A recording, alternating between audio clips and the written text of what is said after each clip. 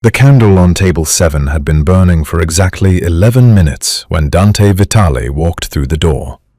Sofia Romano noticed him the moment he stepped inside, not because he was handsome, though he was, in the way that old stone churches are handsome, carved, cold, built to last through storms.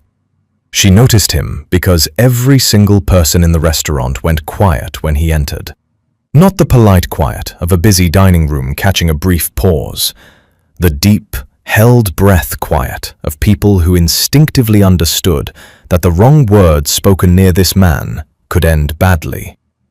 He wore a dark grey suit, no tie, a single silver watch on his left wrist. 2 large men followed him inside and positioned themselves near the entrance without being asked, the way shadows follow without needing instruction. Sofia wiped her hands on her apron and crossed the floor.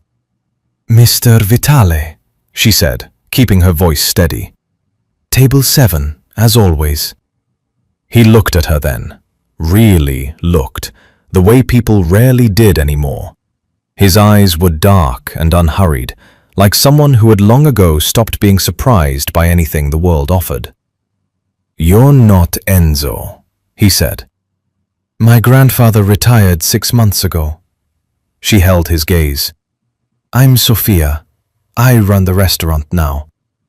Something shifted in his expression. Not warmth, exactly. More like recognition of an unexpected fact. He nodded once and followed her to the table without another word. She had known about Dante Vitale the same way everyone in the valley knew, through whispers passed between tables, through the way the older staff lowered their voices whenever his name came up, through the single framed photograph her grandfather kept hidden in the back office that she wasn't supposed to find. She had found it at age 14. She had never asked about it. What she didn't know, what she had never been able to figure out, was why he came. Every year, same date, same table, same quiet dinner alone, ordering the lamb and a glass of the house red, leaving generous payment in cash, and departing before the kitchen closed. Her grandfather had always handled it personally. Now it fell to her. She brought his wine first. He didn't look at the menu. "Lamb," he said simply. "Of course." She was halfway back to the kitchen when her eye caught something outside the tall front windows. A dark van parked across the narrow road with its engine still running, then another, further along the curve of the driveway, then a third, tucked behind the old stone wall near the garden gate. 3 vans, no logos, no movement from inside. Her stomach tightened. She kept walking, calmly, without changing her pace, through the kitchen door and directly to the old electrical panel mounted on the back wall beside the cold storage room. Her grandfather had shown her the switches years ago. She had always assumed it was the kind of thing grandparents did. Old safety instructions, emergency protocols, stories from harder times. She had never once imagined she would actually use them. "The first switch kills the outdoor lights," he had told her, guiding her small hand along the metal panel. "The second drops the steel shutters on the windows and doors. The third opens the floor." She had laughed at that last part. Opens the floor. She wasn't laughing now. She looked back through the small kitchen window into the dining room. 14 guests, 2 families with children near the fireplace, an elderly couple celebrating something. There was a small cake on the table she hadn't delivered yet. 3 businessmen near the bar. Dante Vitale at table 7, cutting his bread with careful, deliberate movements. She looked back at the panel, then back at the vans. The first gunshot settled the question for her. It came from outside, a sharp crack that punched through the autumn air and shattered the large front window. Guests screamed and dropped. Dante was already moving before the glass finished falling, overturning his table in one motion and pulling a weapon from inside his jacket that Sofia had not known he was carrying. His 2 guards drew simultaneously and pushed toward the windows. Sofia didn't hesitate. She hit the first switch. The outdoor lights died, plunging the garden and driveway into pure black. She hit the second switch. Steel shutters, old, heavy, built into the walls decades before she was born, rolled down over every window and the front entrance with a grinding mechanical sound that her grandfather had apparently oiled regularly because they moved faster than she expected. The gunfire outside intensified for a moment, then faltered. The attackers hadn't expected armor. Sofia grabbed the radio clipped to her apron. "Kitchen staff, everyone into the back hallway, now, move!" Then she walked back into the dining room, stepping over broken glass, her heart slamming against her ribs with a ferocity that surprised her. She kept her face composed. "Everyone listen to me," she said, loud and clear, over the crying and the murmuring. "There is a safe way out of this building. I need you to stand up, stay close, and follow me. Do not stop. Do not look back." Dante was watching her from across the room. His guards looked at him. He gave them a small nod. She hit the third switch. Beneath the wine cellar's old stone floor, a panel shifted and dropped, revealing a narrow staircase descending into the dark. A smell of cool earth and old wood rose up from below, the smell of something that had been waiting underground for a very long time. Sofia grabbed a torch from the emergency bracket on the wall, clicked it on, and stepped onto the first stair. "Follow me," she said, and every single person in that restaurant followed her down. The tunnel smelled like rain and old stone and secrets. Sofia moved quickly, torch held ahead of her, counting heads as she walked. 14 guests, 4 kitchen staff, Dante and his 2 guards at the rear, watching behind them for any sign that Bellini's men had found the entrance. Nobody spoke. Everyone seemed to understand instinctively that silence was the only currency worth spending right now. The passage ran for nearly 400 meters beneath the vineyard before opening into a shallow embankment at the edge of the forest. Sofia had found the exit once, purely by accident, while chasing a cat through the back fields. Her grandfather had found her sitting on the embankment looking confused and had simply said, "Now you know." He had never explained further. She was beginning to understand that her grandfather had never explained a great many things. Once everyone was out and moving into the tree line, Sofia counted heads again. All present. She directed the families toward the eastern road where the forest thinned enough for phone signal, told the eldest kitchen staff member to call emergency services, and watched the small, frightened group disappear between the trees. Then she turned around. Dante was standing directly behind her, closer than she expected. His guards flanked him a few steps back, scanning the darkness. "The tunnel," he said quietly. "Your grandfather built it." "Apparently." She crossed her arms against the cold. "Along with the shutters, the hidden switches, and an escape route no one thought to mention to me until he handed me the keys and said good luck." She paused. "You knew about it, didn't you?" He didn't answer immediately, which was itself an answer. "Who were those men?" she asked. "People who want something they believe I have." "And do you?" Again, that pause. Controlled, deliberate. The pause of a man who had spent decades choosing every word like a chess move. "Not yet," he said. She stared at him. In the distance, through the trees, she could see orange light flickering against the night sky where the restaurant stood. Her stomach dropped slowly, like a stone through deep water. She had grown up in that building. She had learned to walk between those tables. Her grandmother had died in the small room above the kitchen, and her grandfather had kept working the very next morning because he said the restaurant was the only thing that kept grief from winning. And now it was burning. She turned away so Dante wouldn't see her face. He gave her a moment, just one, before speaking again. "You'll come to my estate tonight. It isn't a request, but it also isn't a threat. Until I understand who organized this and how they knew I'd be here tonight, You're not safe anywhere connected to that building or to me." "I don't even know why you're connected to that building," she said, turning back. His expression didn't change, but something behind his eyes did. A door closed quietly somewhere deep inside him. "Get some rest tonight," he said. "We'll talk in the morning." They did not talk in the morning, or the morning after that. Dante's estate sat outside the city on a long, private road lined with cypress trees that looked like they'd been standing since Roman times.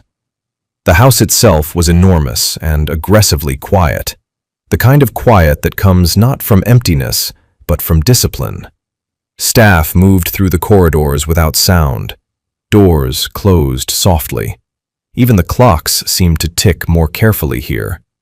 Sophia was given a room on the second floor, with a view of formal gardens and a locked gate beyond them. Comfortable, private, and impossible to leave without someone noticing. She spent the first 2 days restless and irritable, waiting for answers that didn't come. Dante was present at meals and absent everywhere else, moving through his own house like a man with 1,000 things happening simultaneously behind his eyes. On the third day, something unexpected made her stop. She was passing the estate's administrative office when she overheard Dante on the phone, speaking in a low voice. She didn't catch everything, but she caught enough.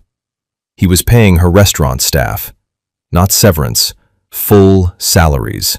Every single employee, the kitchen porter who'd worked there since before Sophia was born, the young waitress who'd only started 2 months ago, the old man who maintained the garden on weekend mornings. All of them, continuing to receive their wages as though the restaurant were still open, from his personal account, without telling anyone. She stepped back from the doorway and stood very still in the corridor for a long moment. That evening, she found the journal.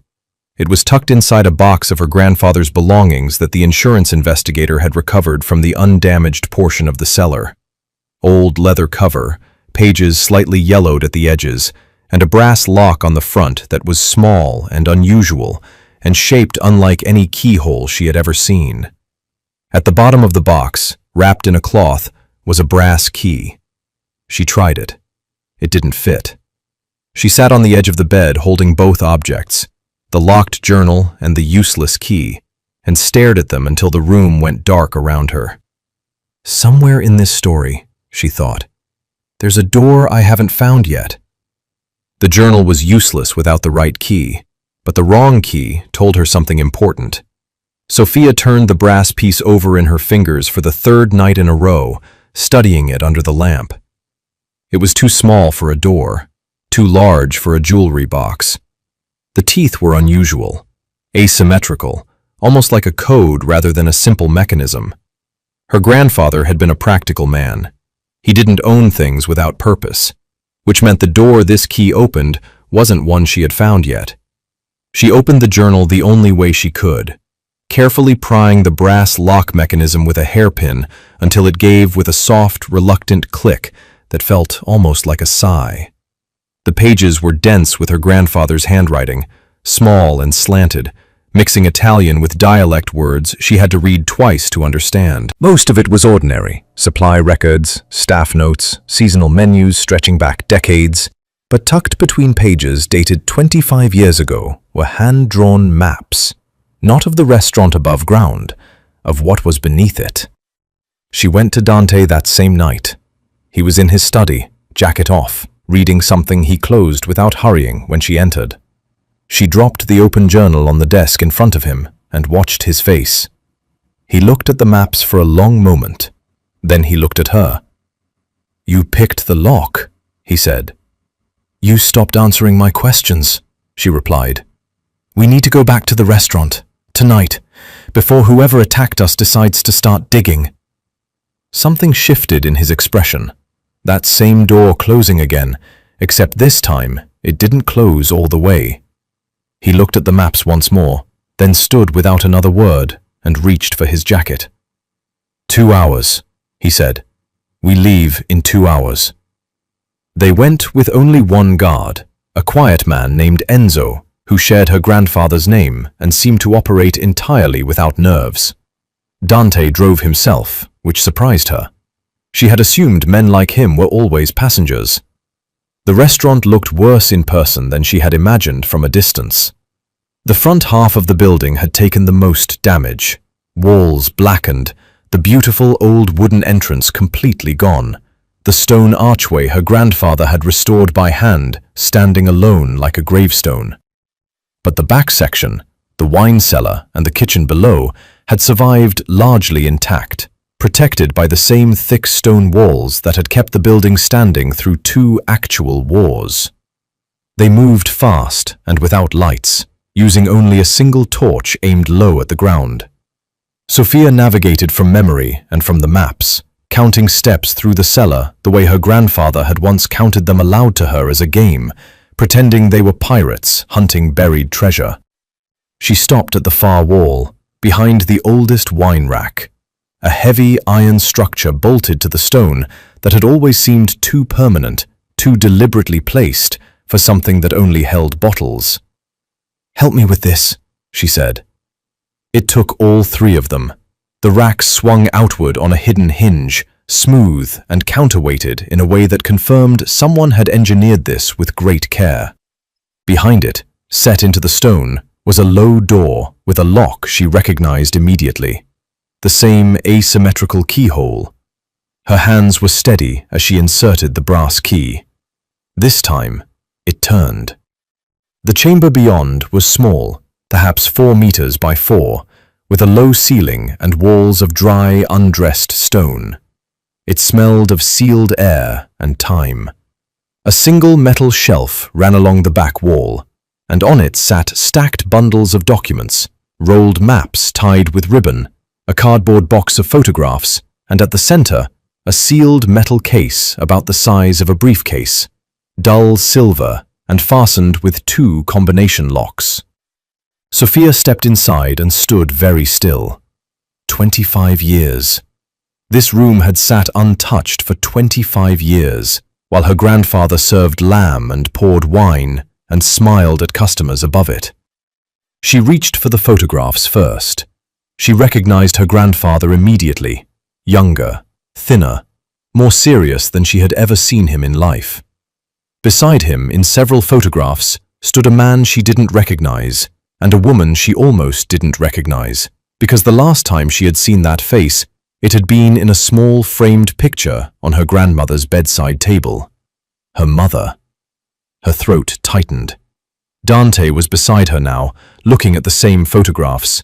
His expression had changed completely. The careful blankness was gone, replaced by something old and heavy that he clearly hadn't planned on showing her. She turned to ask him what he knew, and the torch went out. Not a flicker, not a fade. Someone had finished the power to the cellar from above. Dante grabbed her arm in the darkness. "They're here," he said quietly. "Take the case, leave everything else." She grabbed it blindly, both hands, heavy, solid. Whatever was inside pressed against the metal walls without shifting. They moved through the dark from memory. Her memory, because she had counted every step on the way in without realizing she was doing it, the same habit her grandfather had built into her like a second instinct. Behind them, she could hear boots on stone, getting closer. They ran. Not blindly.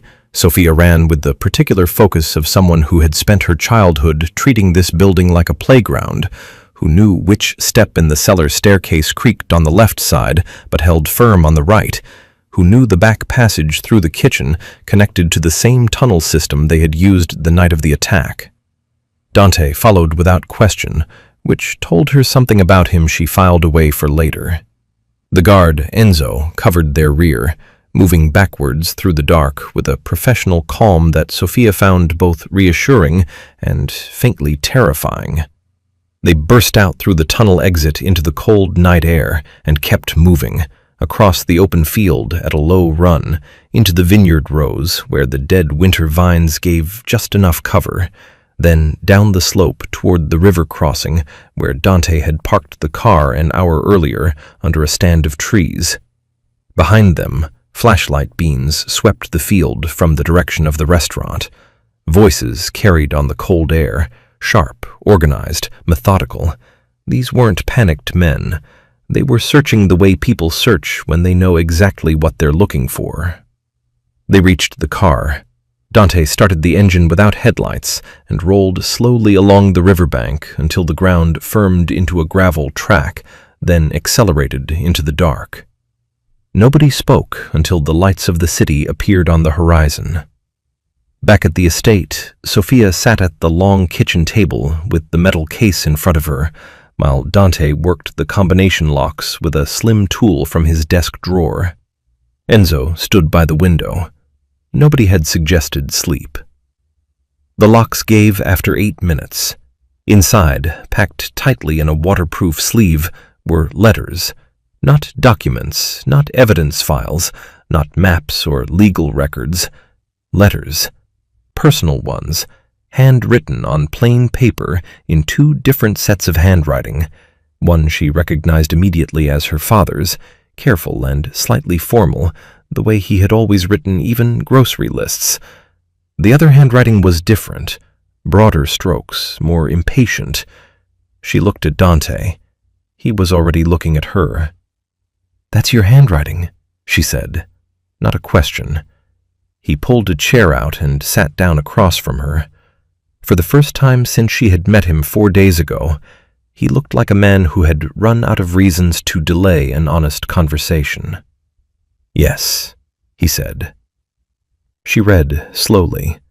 Dante didn't rush her. The letters spanned nearly 3 years, beginning when Sophia was barely 2 years old.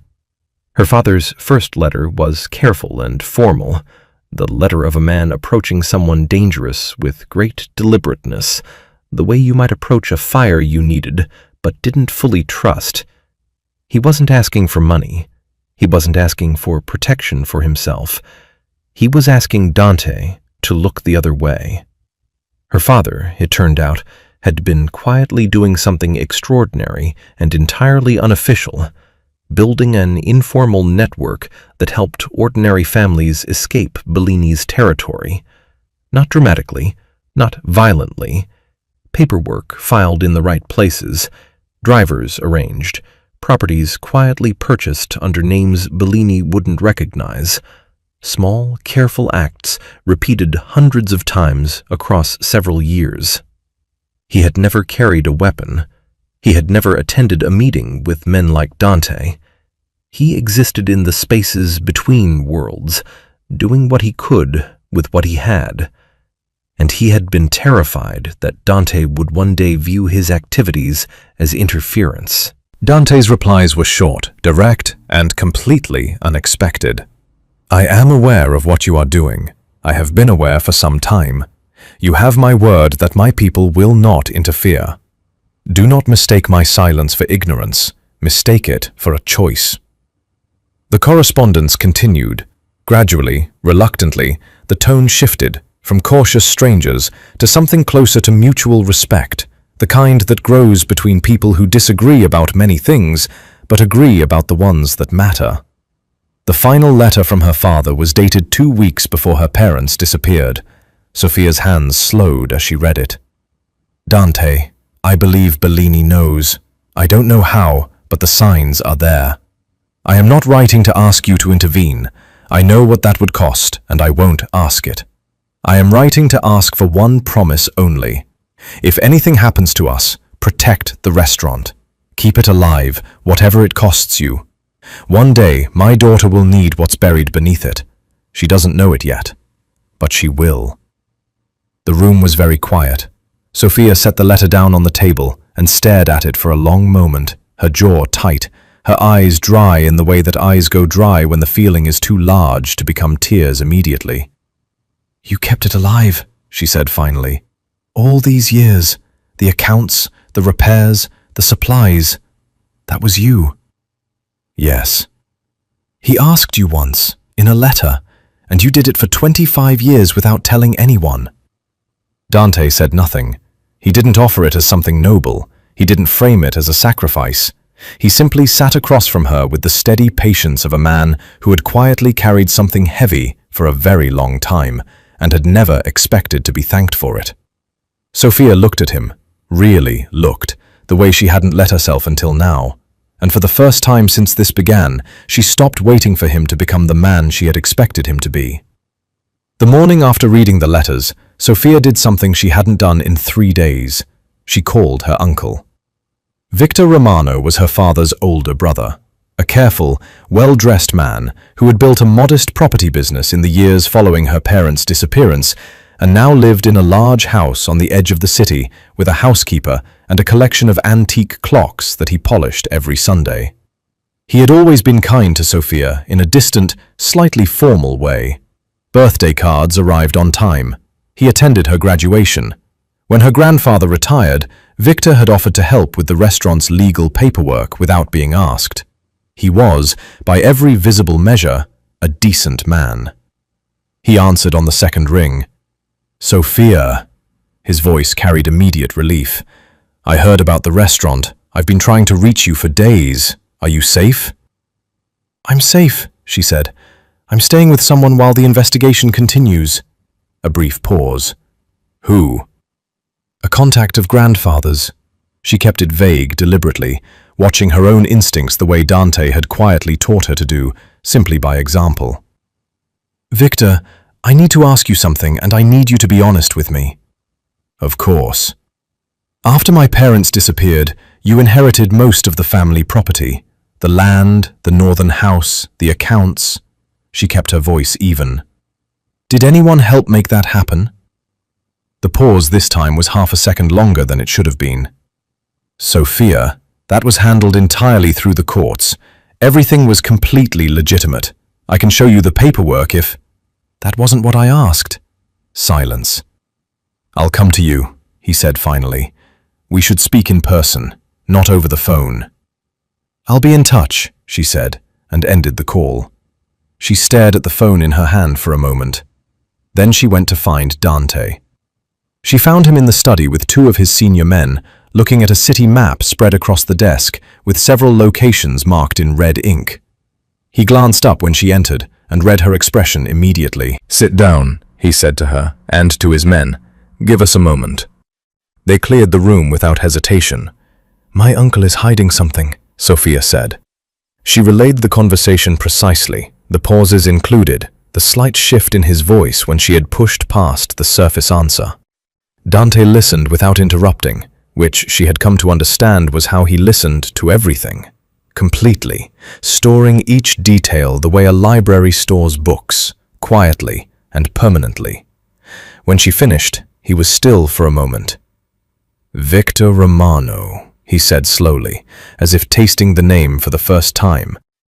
"He inherited everything neatly and quickly after your parents vanished." "Yes." "And he's never remarried, never expanded his business significantly, never drawn attention to himself." Dante looked at the map. "A man sitting very carefully on top of something he doesn't want to disturb." "You already suspected him," Sophia said. "I suspected the inheritance was too clean," Dante said. "I didn't know who facilitated it. Now I have a better idea." He didn't elaborate. He crossed to the window and stood with his hands clasped behind his back, looking out at the cypress trees along the drive. Sophia had noticed he did this when he was thinking, positioned himself near windows the way other people positioned themselves near doors, always watching what was outside. "Don't contact him again," Dante said. "Not yet." Victor Romano contacted Bellini within the hour. He didn't do it proudly.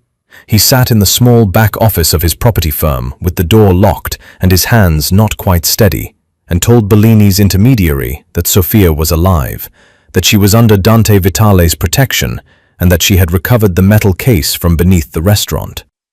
He told himself, as he had been telling himself for 20 years, that he was only trying to manage the situation, that feeding Bellini small truths kept larger disasters from happening, that it was damage control, not betrayal. He had been telling himself this lie for so long that he almost believed it had a different name. Bellini moved the same night. Not toward Dante's estate. He wasn't foolish enough to attempt that twice. Instead, his men picked up Victor Romano himself, quietly, from the parking garage beneath his office building at 9:30 in the evening. Victor didn't struggle. He had, on some level, been waiting for this moment for 20 years. They drove him to a warehouse on the city's industrial edge and sat him in a chair under a single hanging light, with Bellini standing across from him. And Bellini asked him one simple question. "Where is the rest of the evidence?" Victor told him he didn't know. Bellini asked again. After the third time, Victor told him the truth about something else entirely. Something he had never told anyone. Something that had lived inside him like a stone in still water, heavy and permanent, and slowly pulling him under. 20 years ago, he had told Bellini which road Sofia's parents would be traveling on. He had believed they would only be frightened, warned, turned back. He had not believed, had refused to believe, that Bellini would have them finsage. He had been wrong. And he had been paying for that wrongness every single day since, in the private currency of a guilt that never once let him sleep past 4 in the morning. Bellini looked at him for a long moment after this confession. Then he said, "Good. Now you're going to help me finish it." Dante learned about Victor's abduction at 6 in the morning. He came to Sofia's room and knocked twice, not urgently, which somehow made it worse. Urgent knocking meant a problem. 2 calm knocks meant a situation that had already moved past the point where urgency was useful. She opened the door already dressed. She hadn't slept. "Bellini has your uncle," he said. She absorbed this without flinching, which surprised her. A week ago, the news would have collapsed her. Now it landed differently, not without pain, but without confusion. The shape of things was becoming clearer, and clarity, she was learning, was a complicated gift. It steadied you and broke you at the same time. "Is he alive?" she asked. "Yes. For now, Bellini needs him cooperative, not dead." Dante paused. "Victor contacted Bellini after your phone call yesterday. He told him about the case." The words arrived quietly and hit hard. Sofia turned away from the door and walked to the window. Outside, the garden was silver and still in the early morning light. She stood there long enough that Dante didn't fill the silence, which she appreciated more than she could have explained. "My parents trusted him," she said finally. "Yes." "And he—" She stopped, started again. "All those years at family dinners, at grandfather's table, he sat there knowing." "Yes." She turned back around. Her eyes were clear and her voice was steady, and Dante would later think that this was the moment he fully understood what Sofia Romano was made of. "Where do we start?" she said. Her father's letters contained more than sentiment. Folded carefully between several pages were small handwritten notes, names, addresses, dates, witnesses her father had trusted, people who had seen enough of Bellini's operation to confirm what he had documented. A quiet network of ordinary people scattered across the country who had been holding pieces of a larger truth for 25 years, waiting for someone to come and collect them. They started in the north. A retired schoolteacher in a small lakeside town who had helped 3 families relocate under her father's guidance. She answered the door in a cardigan and reading glasses and went pale the moment Sofia introduced herself. "You look exactly like her," the woman said, meaning Sofia's mother. She gave them everything she had, names, a date, a handwritten testimony she had prepared years ago, and kept in a sealed envelope she produced from beneath a floorboard with the matter-of-fact efficiency of someone who had always expected this visit, just never known when it would come. She was the only one who opened her door without fear. The second name on the list was a retired port official in Genoa. When they arrived, his neighbor told them he had moved away 3 weeks ago without leaving a forwarding address. The apartment had been cleared professionally, not quickly, professionally, the kind of empty that takes planning. Dante stood in the bare hallway and said nothing. Sophia wrote the name in her notebook with a small mark beside it. Gone. The third was a former municipal clerk in a hill town outside Florence, a wiry old man named Caruso who met them in a bar, sat with his back to the wall, and spoke in a voice just loud enough to be heard over the espresso machine. He told them that 2 men had visited him the previous month, asking questions about events from 25 years ago. He had told them nothing. But the visit itself told Sophia something important. Bellini had been working through the same list, systematically, for weeks, possibly longer. He's not just covering his past, Dante said as they walked back to the car. He's preparing for something. You don't erase witnesses unless you're about to do something that makes the past relevant again. The documents from the vault, Sophia said. If they reach the right authorities, they implicate people who are still powerful, still operating. He opened the car door. Bellini has spent 25 years building a legitimate face over everything he did. Those documents don't just threaten him, they destroy him completely. They moved through 4 cities in 6 days. Some witnesses gave them fragments, a name, a date, a single detail that connected to something else in the letters like puzzle pieces drawn from different boxes. Some were dead. One had been dead for a decade, his testimony buried with him. Another had been relocated by Bellini's people so thoroughly that even Dante's network couldn't immediately find him. But the picture assembling itself from the fragments was becoming undeniable. Bellini hadn't simply ordered the death of Sophia's parents to protect his operation. He had been doing something far larger, far colder, something that made the finishing of 2 people look almost incidental in comparison. Sophia felt it building in the evidence the way you feel weather building before it arrives, a pressure change, a shift in the light. At night, in small hotels and borrowed safe houses, she and Dante fell into a quiet routine that neither of them named or examined too closely. Coffee shared before the day began. Long silences in the car that were different from awkward silences, inhabited ones. His jacket placed over her shoulders once without comment when the mountain air turned sharp. Her hand briefly covering his on the table when a witness confirmed the worst. Neither spoke about it. Both noticed everything. The retired judge's name was Ferraro. He didn't exist anymore, not officially. The man who had once presided over some of the most sensitive criminal proceedings in the country's recent history now lived under a different name in a coastal town so small it appeared on maps only as a dot with no label. He had been hiding for 11 years. Not from any single threat, from the accumulated weight of everything he knew. Sophia found him through the school teacher from the lake town, who had given them his location in a whisper as they were leaving, pressing a folded slip of paper into Sophia's hand like a woman passing a note she had been holding too long. "He knows everything," she had said, "but he'll run if he sees strangers coming. Go slowly. Go alone." They drove south toward the coast on a Tuesday morning, the sea appearing in fragments between cliffs and olive groves as the road descended. Dante navigated without a map, which no longer surprised Sophia. She had stopped being surprised by what he knew. "What did Ferraro preside over?" she asked. 3 cases, 26 years ago, involving Bellini's early operations, money movements, disappeared assets. 2 of the defendants cooperated with investigators. Dante paused. Both died before sentencing. The cases collapsed. And Ferraro? Retired early, officially for health reasons. He glanced at her briefly. He was 39 years old.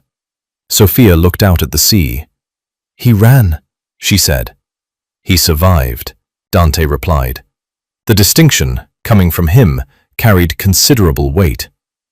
The town was beautiful in the way that forgotten places often are, unhurried, slightly salt-worn, built for permanence rather than visitors. A single harbor, a church with a cracked bell tower, a bar that opened at 7 and closed whenever the last customer left. They found the man who called himself Marchetti tending a small boat at the harbor's edge. He was thin and deeply tanned, with white hair and the careful eyes of someone who had spent over a decade monitoring every approaching face for signs of danger. He saw them when they were still 30 meters away. He didn't run immediately, which meant the schoolteacher's warning had helped. But his hand moved to the rope at his side, and his body shifted toward the water with the specific readiness of a man calculating options. Dante stopped walking.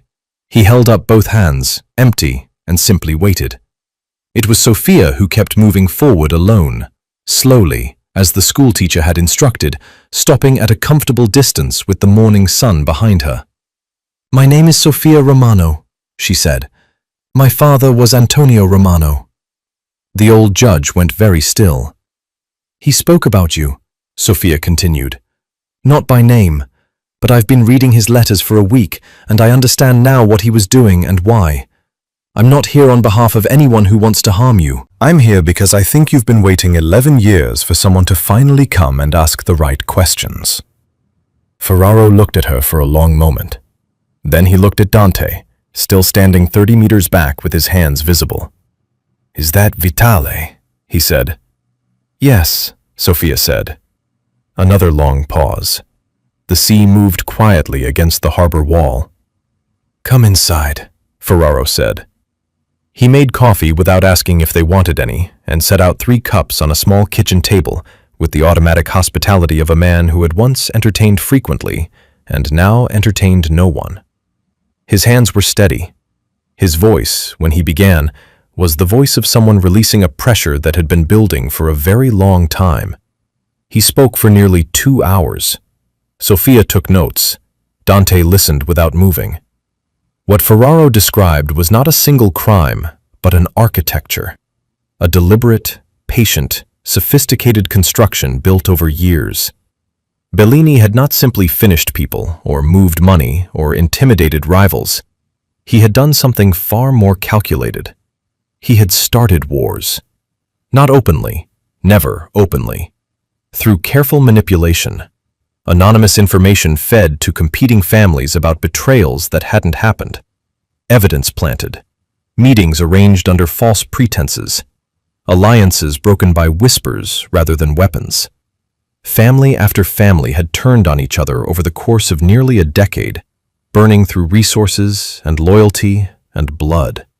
All while Bellini stood at a careful distance, watching, and then moved in afterward to purchase the weakened businesses, the abandoned land, the collapsed operations, at devastating discounts. Sophia's parents hadn't died because they were threatening Bellini's criminal activities specifically. They had died because they had discovered the blueprint, the actual documented proof of every manipulation, every planted lie, every manufactured war. They had gathered it carefully and hidden it in the only place they could think of that was completely unremarkable. A countryside restaurant, where a mafia boss would visit quietly every year, not because of tradition, because he was guarding it. The realization arrived in Sophia's chest like a key turning in a lock she hadn't known existed. She looked at Dante. He met her eyes, and she saw it confirmed there. The whole 25 years of it, the weight he had carried, not out of obligation, but out of something that had no clean name in his world. Then Ferraro's window exploded inward, and everything became noise. The first thing Dante did was pull Ferraro to the floor. The second thing Sophia did was overturn the kitchen table. Not because anyone told her to, not because she had been trained for moments like this, but because 6 days of moving through danger with Dante Vitale had quietly rewired her instincts in ways she hadn't noticed until this exact moment, when her body simply acted before her mind had finished processing the situation. The 3 of them pressed low against the overturned table, while glass and plaster dust settled around them. Outside, she could hear boots on the harbor cobblestones. More than 2 men, more than 4. Dante was already on his phone, 2 words spoken quietly, then silence. He looked at Sophia across the small space between them, and in that look was something she had never seen on his face before. Not fear, that was the wrong word for it. Something older than fear, something that looked almost like apology. "Can you move?" he asked Ferraro. The old judge was bleeding from a small cut on his forearm from the window glass. He looked at it briefly, with the calm assessment of a man evaluating an inconvenient fact. "I've been ready to move for 11 years, he said. The next 40 minutes were the longest of Sofia's life. They moved through the back of the house into a narrow service alley that ran behind the harbor buildings, Dante ahead, Sofia supporting Ferraro's arm, the sounds of Bellini's men spreading through the town behind them like water finding cracks. Enzo appeared at the alley's end, with the car already running. Dante's 2 calm words on the phone had been enough. They pushed Ferraro into the back seat, Sofia beside him, and drove out along the coast road at a speed that required concentration Sofia didn't have to spare. Behind them, 2 vehicles gave chase for nearly 12 kilometers before Enzo took a sequence of turns through agricultural backroads that Sofia suspected weren't on any digital map and lost them completely in the olive groves. Ferraro, to his considerable credit, didn't make a sound throughout any of it.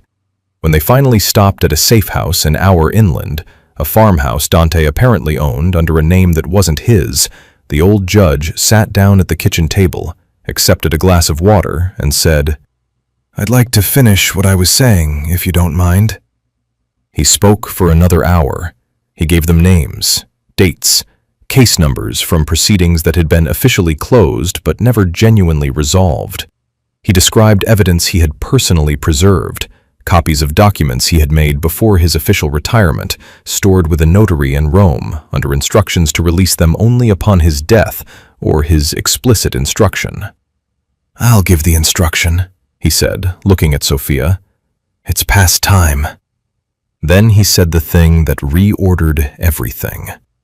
"Bellini didn't just manipulate the families from the outside," Ferraro said, setting down his glass carefully. "He had someone inside Dante's organization, feeding him information for years. Someone close enough to know the anniversary visits, close enough to know about the restaurant." The room went very quiet. Sofia looked at Dante. He was looking at Ferraro with an expression she couldn't fully read, controlled, careful, and underneath the control, something sharp and cold being filed to a point. "Do you have a name?" Dante said. Ferraro reached into his shirt pocket and placed a folded piece of paper on the table. Dante looked at it for a moment without touching it. Then he picked it up, read it, and folded it again. His face gave nothing away, but his jaw tightened once, briefly, and Sofia understood that the name on the paper was someone he knew well, someone he had trusted. The next 72 hours moved with a precision that Sofia could only observe and not fully follow. Dante worked the phone, quietly, methodically, with the focused patience of a man dismantling something complicated that he couldn't afford to break in the wrong sequence. He made calls to men who led other families, men who had spent years treating each other as enemies because Bellini had spent years ensuring they would. He told them the truth, not with a speech, not with threats or leverage or the usual currencies of his world. He sent Ferraro's testimony. He sent the documents from the vault. He sent the names and the dates and the manufactured provocations, every false betrayal, every planted lie, every war Bellini had engineered from a careful distance while they destroyed each other. The responses came back within hours, one by one, then in groups. Bellini's support, the loyalty he had spent decades purchasing and maintaining, collapsed with a speed that seemed impossible until Sofia understood the reason. These men hadn't been loyal to Bellini. They had been loyal to a version of events he had constructed for them. Once the construction fell, there was nothing underneath it worth defending. By the third day, Bellini had fewer than a dozen men still standing beside him, and he had one move left. He went back to the restaurant. Of course he did. The vault was still there. The remaining documents, the photographs, the rolled maps they hadn't been able to carry during the night chase, all of it still sat in the chamber beneath the wine cellar, and Bellini intended to destroy every piece of it before it could be used in any formal proceeding. Sofia understood this before Dante said it. She was already reaching for her jacket. "I know those passages better than any man he brought with him," she said. "Every turn, every junction, every dead end that looks like an exit." Dante looked at her for a long moment. "I know," he said quietly. And then, with a weight behind it that carried everything the previous weeks had built between them, "That's exactly why you're coming with me."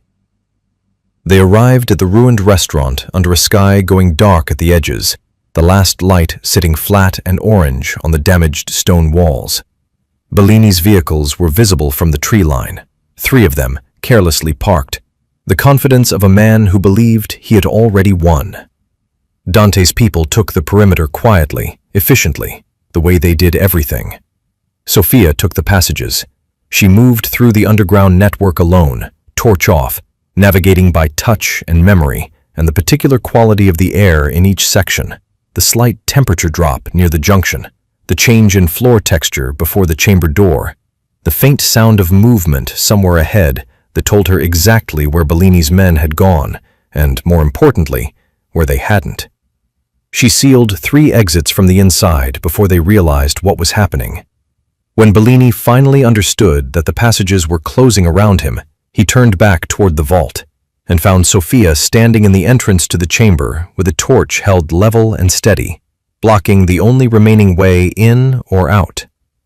He was a tall man, Bellini, broad across the shoulders, the face of someone who had spent 50 years being the most dangerous person in every room he entered.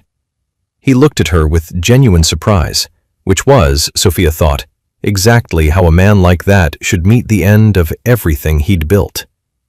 "My grandfather designed these passages," she said calmly. "I grew up in them. You have nowhere left to go." Behind him, Dante's voice came from the dark. "It's finished, Marco."